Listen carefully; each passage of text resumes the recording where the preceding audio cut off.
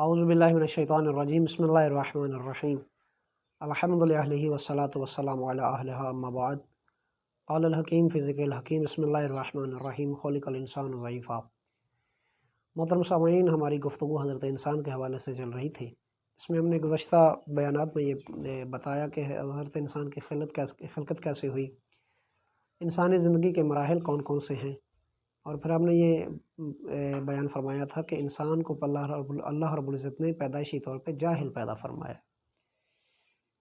اور یہ بھی عرض کیا تھا کہ انسان جو ہے یہ پیدائشی طور پہ جاہل لا علم پیدا ہوا ہے، اور یہ فیصلہ قرآنی ہے۔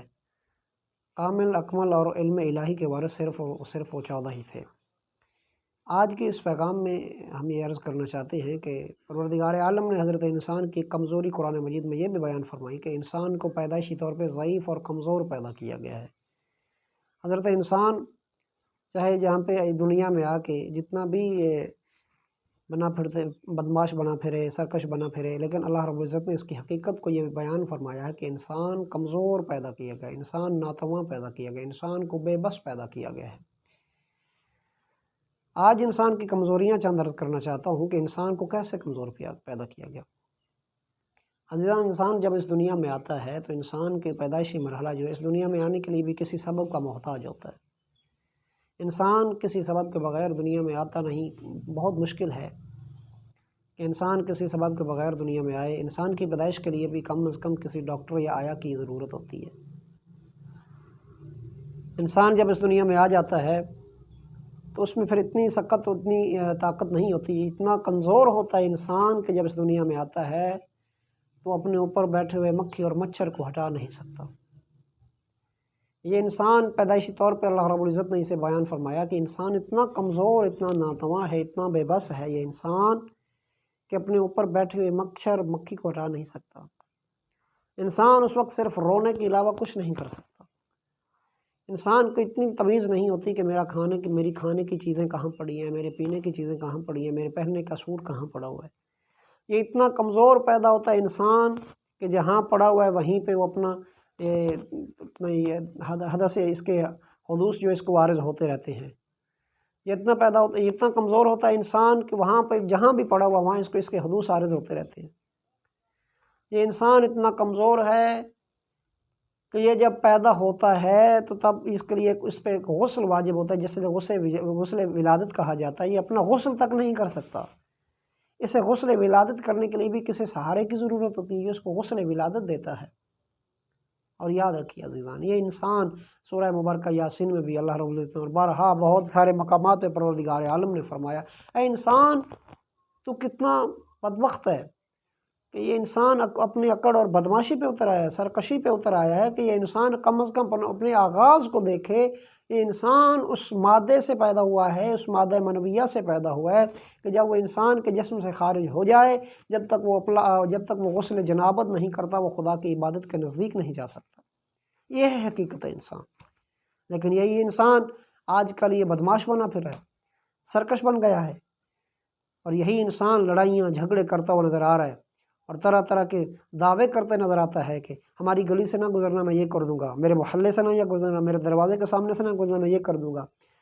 یاد رکھنا یہ سب کچھ خدا کا ہے۔ یہ انسان جو ہے یہ سرکش ہے عزیزان۔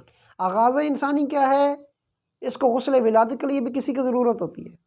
یہ نجس اتنا ہوتا ہے کہ جب تک اس کو غسل ولادت نہ دیا جائے اس کے کان میں آذان کہنے کے لیے کوئی راضی نہیں ہوتا۔ یہ انسان اتنا کمزور ہے کہ جب اس کے اوپر مکھی یا مچھر بیٹھ جاتا ہے، جب یہ بچہ ہوتا ہے تو اپنے اوپر سے مکھی اور مچھر کو ہٹانے کی سکت نہیں رکھتا۔ یہ اتنا کمزور ہوتا ہے کہ چل پھر نہیں سکتا۔ یہ انسان کا آغاز ہے، اور یاد رکھیے عزیزان، یہی انسان کا اگر انجام دیکھا جائے تو یہی انسان جب اس دنیا سے چلا جاتا ہے تو پھر اس کو دنیا سے جانے کے لیے بھی کسی سہارے کی ضرورت ہوتی ہے، خود چل کے قبر تک نہیں جا سکتا۔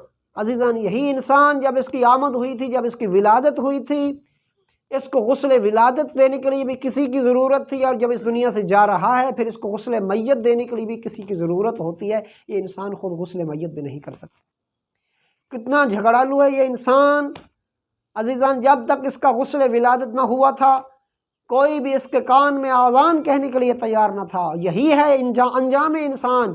جب انسان اس دنیا سے چلا جاتا ہے عزیزان، جب تک اس کا غسل میت نہیں ہوتا کوئی بھی مولوی صاحب، کوئی بھی صاحب علم اس کا نماز جنازہ پڑھنے کے لیے تیار نہیں ہوتا۔ عزیزان یاد رکھیے، یہ انسان جب دنیا میں آیا تھا تو تب اپنے اوپر سے مکھی اور مچھر کو نہیں ہٹا سکتا تھا، اور یہ انسان جب اس دنیا سے جا رہا ہے تب بھی اس میں اتنی ہمت نہیں ہے کہ میں اپنے اوپر، اپنے بدن کے اوپر سے مکھی اور مچھر کو ہی اٹھا دوں۔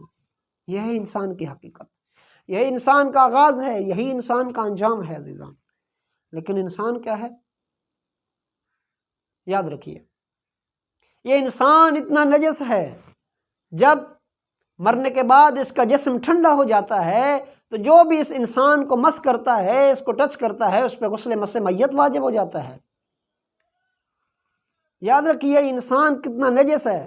میں اکثر کہا کرتا ہوں یہ انسان اتنا نجس ہے، اتنا نجس ہے حقیقی طور پہ کہ جانور کے گوبر کو تو لوگ ہاتھ لگانا پسند کرتے ہیں، لیکن یہ انسان جو ہے اس کا کوئی فضلہ ہے، اسے کوئی ہاتھ لگانا بھی پسند نہیں کرتا۔ یہ ہے حقیقت انسانی، یہی ہے اکڑ انسانی، یہی ہے انسان کی بدماشی۔